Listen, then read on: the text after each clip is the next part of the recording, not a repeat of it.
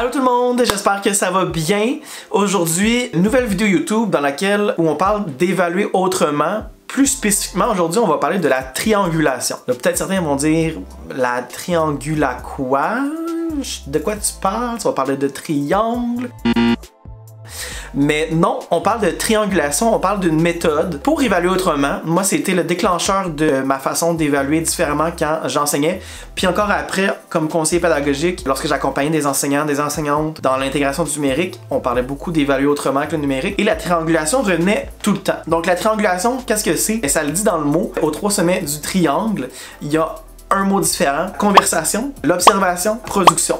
Puis là, on va démystifier les trois mots, puis pourquoi on ferait un peu de tout ça, puis à quoi ça sert la triangulation. Ben, la triangulation, c'est une stratégie pour évaluer différemment, basée sur l'observation, la conversation et la production. L'observation, qu'est-ce que je veux dire par ça? Les observations, c'est ce qu'on prend en note de manière spontanée ou semi-planifiée en classe avec différents outils qu'on a construits en avance ou ça peut être vraiment pour de vrai sur le fly. Ça peut être des observations qu'on prend pendant une période d'atelier, pendant une période de travail individuel, ça peut être des observations pendant la routine du matin, pendant la routine du soir. Bref, à n'importe quel moment dans la classe, on peut prendre des observations à l'aide de différents outils que je vais vous présenter à l'instant. Donc, moi, personnellement, quand j'enseignais, j'observais de trois façons spécifiques. Première façon, c'était avec des grilles d'observation avec des critères très établis, très clairs. Donc, je prenais le temps de m'asseoir en avance. Je prenais tout simplement une liste d'élèves que j'avais imprimée de GPI dans le temps. GPI, pour ceux qui m'écoutent à l'extérieur du Québec, c'était un système informatisé où on pouvait prendre nos présences pour nos élèves, écrire des commentaires, créer les bulletins de fin d'étape. Aujourd'hui, c'est rendu Mosaïque Portail. C'est tout simplement un système informatisé. Puis, dans ça, je pouvais imprimer des listes avec tous les noms de mes élèves. Ces listes-là avaient tous les noms. Puis il y avait des colonnes différentes avec des cases pour chaque élève. Puis en haut, j'avais comme des petites bandes où je pouvais écrire des critères. Donc en fonction de périodes que j'avais planifiées en avance, donc je prenais mon planificateur puis je me disais, la semaine prochaine, telle période, je fais des mathématiques, on parle de fractions, ben je vais observer à l'aide de ma grille puis je vais mettre des critères spécifiques. Donc là, je prenais le temps de réfléchir à mes objectifs que je voulais observer auprès de mes élèves. Puis je définissais dans le fond de quelle façon j'allais observer.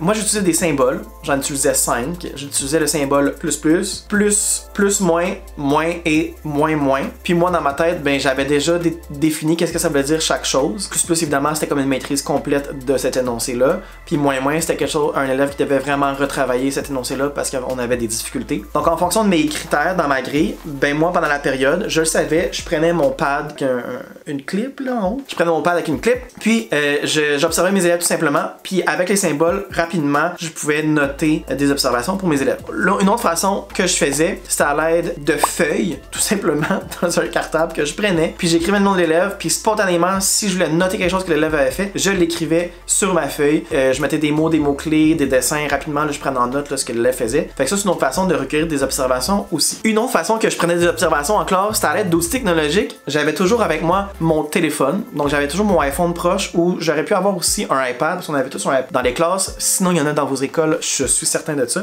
Puis tout simplement, ce que je faisais, je prenais des traces audio, je prenais des traces vidéo et photos directement avec les applications de mon téléphone. Un exemple très concret, pendant des interventions de niveau 2, donc j'étais avec des élèves qui avaient des difficultés en lecture en 3e année, pour me garder des observations du moment où j'étais avec eux, les 5 élèves, pendant que les autres élèves faisaient des ateliers de manière autonome. J'avais pris l'application Note Vocale, je vais vous la montrer pendant que je parle. L'application Note Vocale dans le téléphone tout simplement. Puis ben je partais à l'enregistrement et là ça enregistrait ce que l'élève disait. Puis après ça, ben moi j'avais accès à un enregistrement spontané du niveau de lecture d'un élève. L'élève peut aussi se réécouter à ce moment-là pour savoir comment il lisait. Donc ça c'était ma troisième façon de prendre des observations au cours de l'étape. Le deuxième mot, conversation, c'est mon mot préféré. C'est vraiment ça qui m'a aidé à changer totalement ma méthode d'évaluation lorsque j'étais en 3e, en 4e et en première année. Donc les conversations, ce que c'est des moments planifiés entre l'enseignant et l'élève ou un petit groupe d'élèves dans lequel l'enseignant sait qu'il va prendre des notes, observer, écrire des choses par rapport à ce que l'élève ou le groupe fait. Donc c'est des moments planifiés. C'est différent de l'observation où c'est spontané, semi-spontané. Là, la conversation, c'est vraiment planifié. Moi, ma façon préférée de faire des conversations, c'était à l'aide d'entrevues et d'entretiens. Pour moi, c'est deux choses complètement différentes que je pourrais peut-être détailler dans une autre vidéo. vidéo. Mais en gros, moi l'entrevue, c'était en fin d'étape avec les élèves. Je les prenais un à un pendant 10 à 15 minutes. Puis je posais des questions par rapport aux mathématiques, à la grammaire, à la lecture. Puis moi, je pouvais avoir accès à ce que l'élève faisait. Donc il pouvait me montrer ce qu'il faisait. Puis en même temps, moi, je pouvais voir s'il répondait aux différents objectifs que j'avais établis. Il y a ça aussi, les conversations. Puis les entretiens, ben c'était juste des moments informels où avec l'élève, il venait à mon bureau, il me lisait un livre. Puis moi, je pouvais noter ses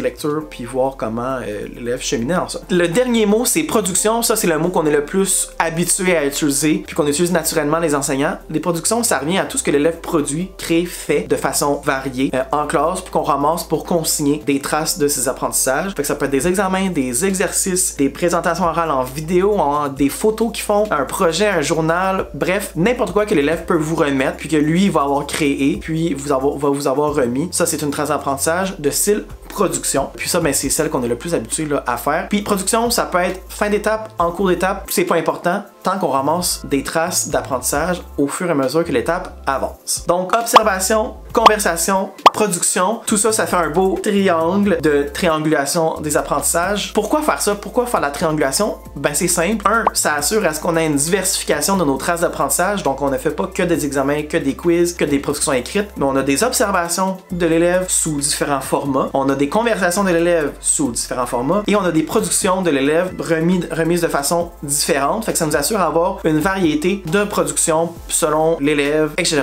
dans sa classe. Ça permet aussi d'avoir un portrait vraiment plus juste de la compétence de l'élève. Puis là, quand je parle de triangulation, je vous demande pas de faire ça tout de suite, tout maintenant, toutes les matières en même temps. Faites une chose à la fois dans votre classe, mais ça permet d'avoir un portrait plus juste de la compétence de l'élève en fin d'étape parce qu'on a pris des observations, des conversations, on a des traces d'apprentissage, bref, tout au long de l'étape. Puis en fin d'étape, ben, j'ai pas besoin de faire un gros ramassis d'examens, tout ça. Je sais l'élève est compétent de quelle façon à la fin d'étape parce que j'ai accumulé en cours toutes ces traces d'apprentissage-là. Donc ça me permet d'avoir un portrait vraiment plus juste de l'élève, de sa compétence à écrire, à lire, en mathématiques, à résoudre des problèmes à un moment précis de l'année parce que j'ai accumulé jusqu'à ce point-là. Puis à ce point-là, ben moi, je me suis fait la tête sur l'élève. Ça permet aussi d'appuyer son jugement professionnel. C'est très insécurisant le jugement professionnel. Moi, comme jeune enseignant, c'était quelque chose qui m'apportait beaucoup d'insécurité parce que comme jeune enseignant, on se dit, ben mon jugement professionnel n'a peut-être pas autant de valeur qu'un enseignant plus expérimenté. Pourtant, à l'aide de ça, d'avoir accumulé des traces variées au cours de l'étape, ben j'étais beaucoup plus confiant en mon jugement professionnel de fin d'étape où je portais un jugement sur la compétence à lire, à écrire, à peu importe de l'élève, puis à mettre une note pondérée à la fin dans le bulletin parce que j'avais tout documenté ce que l'élève était capable de faire. Puis ben j'avais vraiment confiance parce que si on me posait des questions sur pourquoi t'as donné telle note compétence-là, ben moi j'avais tout documenté en cours d'étape, j'avais pas seulement une trace. Ça me permettait aussi d'ajuster mon enseignement.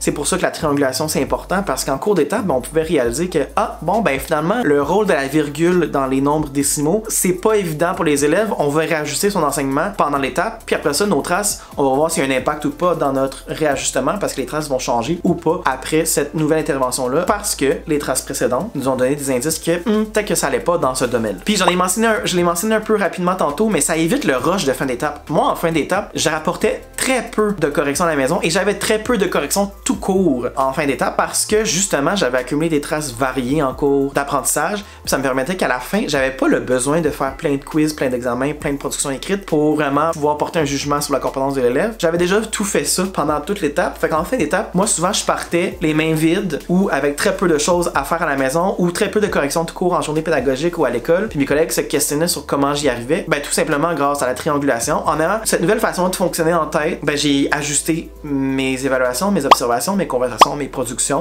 Je le dirai jamais assez ces trois mots-là en cours d'étape. Puis ça fait qu'en fin d'étape, ben j'étais beaucoup moins stressé puis beaucoup moins dans le rush. Donc c'est ça la triangulation, c'est une façon de penser à l'évaluation des apprentissages en cours d'étape puis en fin d'étape aussi parce que là-dedans il y a des choses qu'on ramasse en fin d'étape. Il y a trois mots-clés: conversation, observation, production. Puis ben en intégrant ces trois mots-là, la diversification des traces vient naturellement parce qu'on pense toujours à faire un peu différemment ou peut-être qu'il y a des choses qu'on fait déjà qui rentrent très bien dans cette façon de faire parce que certains élèves ont certains besoins. Donc c'est ça la triangulation des apprentissages, c'est pas plus compliqué. Moi la façon que j'ai intégré ça graduellement dans ma classe, c'était à l'aide d'une matière, une compétence à la fois, une étape à la fois ou une année à la fois. C'est là que ça devient envahissant, c'est quand on fait tout en même temps, puis on se décourage parce qu'on n'a pas le temps, c'est trop de travail. Moi j'avais commencé personnellement avec des entrevues en mathématiques, c'est comme ça que j'ai intégré ma triangulation parce qu'en faisant des entrevues de fin d'étape en mathématiques, ben pendant l'étape je pouvais faire des petits entretiens entretien de maths. J'avais préparé des grilles d'observation parce que j'avais en tête mes 3 mots-clés. J'avais certaines productions que je ramassais d'élèves, que là, je pouvais vraiment là, valider mon jugement professionnel. Puis l'année d'après, j'ai intégré en lecture, en grammaire. Tout ça, j'étais toujours accompagné par des conseillers pédagogiques aussi. Faites appel à vos conseillers pédagogiques dans mon centre de service scolaire parce qu'ils vont pouvoir vraiment vous aider puis vous supporter là-dedans. Fait que c'est ça pour aujourd'hui. C'était ça la triangulation. J'espère que tu as aimé la vidéo. Puis si jamais c'est le cas, ben abonne-toi, donne un j'aime, partage en commentaire tes réactions ou partage en commentaire ce que tu fais déjà en classe par rapport à l'évaluation autrement. Puis on va pouvoir faire une belle banque de stratégies différentes, variées en commentaire pour s'entraider toujours. Bye tout le monde! Mais qu'est-ce que tu fais? Abonne-toi pour rien manquer? Abonne-toi s'il vous plaît, s'il vous plaît, s'il vous plaît, s'il vous plaît! S'il vous plaît, laissez pas moi continuer à vous dire ça parce que je vais me trouver vraiment fatigant.